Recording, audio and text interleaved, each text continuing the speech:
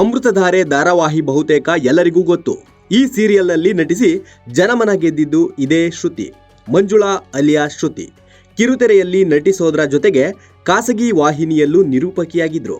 ಆದ್ರೀಗ ಈ ಕಿರುತೆರೆ ನಟಿ ಮೇಲೆ ಡೆಡ್ಲಿ ಅಟ್ಯಾಕ್ ನಡೆದಿದೆ. ಕತ್ತು ತೊಡೆಯ ಭಾಗಕ್ಕೆ ಬಲವಾಗಿ ಚಾಕುವಿನಿಂದ ಇರಿಯಲಾಗಿದೆ.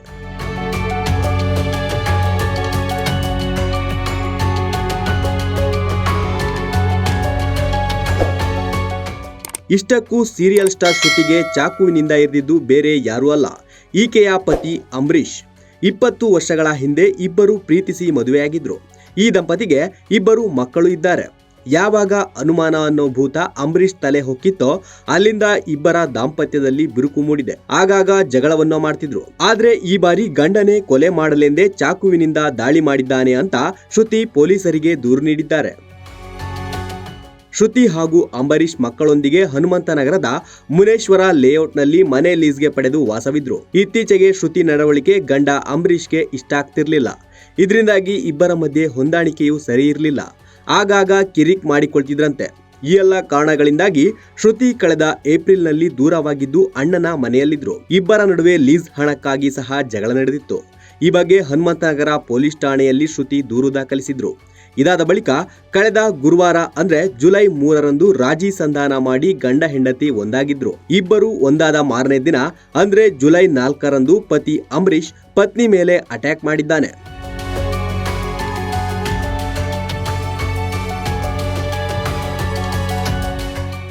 ಹೌದು, ಮಕ್ಕಳು ಕಾಲೇಜಿಗೆ ಹೋದ ನಂತರ ಹೆಂಡತಿ ಮೇಲೆ ಹಲ್ಲೆ ಮಾಡಿದ್ದು, ಪೆಪ್ಪರ್ ಸ್ಪ್ರೇ ಹೊಡೆದು ಚಾಕು ಇರಿದು ಕೊಲೆಗೆ ಯತ್ನ ಮಾಡಿದ್ದಾನೆ. ಸಿನಿಮಾ ಸ್ಟೈಲ್ನಲ್ಲಿ ತಲೆ ಕೂದಲು ಹಿಡಿದು ಗೋಡೆಗೆ ತಲೆ ಗುದ್ದಿಸಿದ್ದಾನೆ. ಚಾಕುವಿನಿಂದ ಪಕ್ಕೆಲುಬು, ತೊಡೆ ಹಾಗೂ ಕುತ್ತಿಗೆಗೆ ಚಾಕುವಿನಿಂದ ಇರಿದಿದ್ದಾನೆ. ಸದ್ಯ ವಿಕ್ಟೋರಿಯಾ ಆಸ್ಪತ್ರೆಯಲ್ಲಿ ಶ್ರುತಿಗೆ ಚಿಕಿತ್ಸೆ ನೀಡಲಾಗ್ತಿದೆ. ಮತ್ತೊಂದ್ ಕಡೆ ಘಟನೆ ಸಂಬಂಧ ಹಲ್ಲೆಗೊಳಗಾದ ಶ್ರುತಿ ಹನುಮಂತನಗರ ಪೊಲೀಸ್ ಠಾಣೆಗೆ ದೂರು ನೀಡಿದ್ದಾರೆ. ಸಂಸಾರ ಮತ್ತು ಹಣಕಾಸು ವಿಚಾರಕ್ಕೆ ಕೊಲೆ ಯತ್ನ ಮಾಡಿರೋದಾಗಿ ದೂರು ನೀಡಿದ್ದು, ಕೇಸ್ ದಾಖಲಿಸಿಕೊಂಡಿರುವ ಪೊಲೀಸರು ಆರೋಪಿ ಅಂಬರೀಶ್ನನ್ನ ಬಂಧಿಸಿ ವಿಚಾರಣೆ ನಡೆಸುತ್ತಿದ್ದಾರೆ.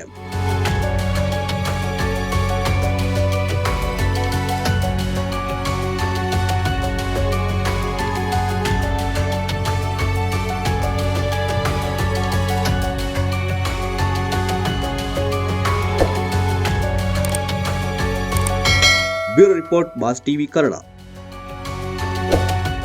ಲೇಟೆಸ್ಟ್ ಹಾಗೂ ಇಂಟ್ರೆಸ್ಟಿಂಗ್ ಸುದ್ದಿಗಳಿಗಾಗಿ ಬಾಸ್ ಟಿವಿ ಕನ್ನಡ ಚಾನೆಲ್ನ ಸಬ್ಸ್ಕ್ರೈಬ್ ಮಾಡಿ. ಹಾಗೆಯೇ ಬೆಲ್ ಐಕಾನ್ ಪ್ರೆಸ್ ಮಾಡಿ.